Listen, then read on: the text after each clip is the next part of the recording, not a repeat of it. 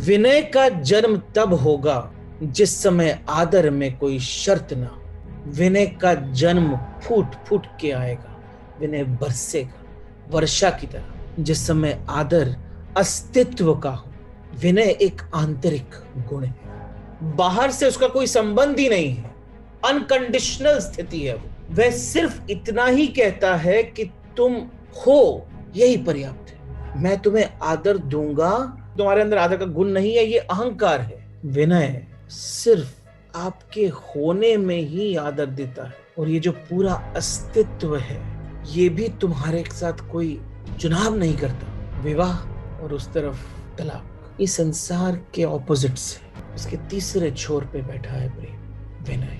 जीवन के प्रति सहज सम्मान का नाम विनय है। ये विनय की नई परिभाषा समझ के जाना, और जिसके अंदर विनय प्रफुल्लित हो गया, जिसके अंदर विनय का झरना बहना शुरू हो गया, वो अरिहंत बन गया। उसने अपने सारे शत्रुओं का नाश कर दिया, क्योंकि जीवन के प्रति सहज, जीवन के प्रति सम्मान, यही विनय है।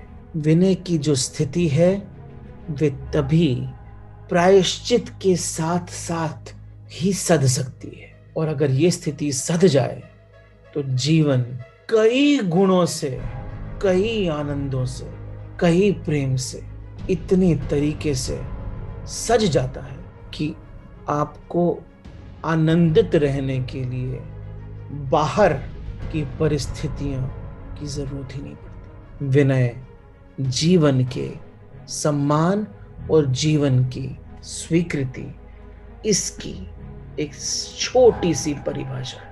ये पूरी तरीके से हो जाए तो आविर्भाव होता है, बिना किसी शर्त के, बिना किसी कंडीशन के जीते हुए। जब विनय जन्म लेता है तो जीवन आनंद से भर जाता है। उस समय आप विनीत बनते हो। तो विनय का अर्थ पोलाइटनेस, हम्बलनेस नहीं है।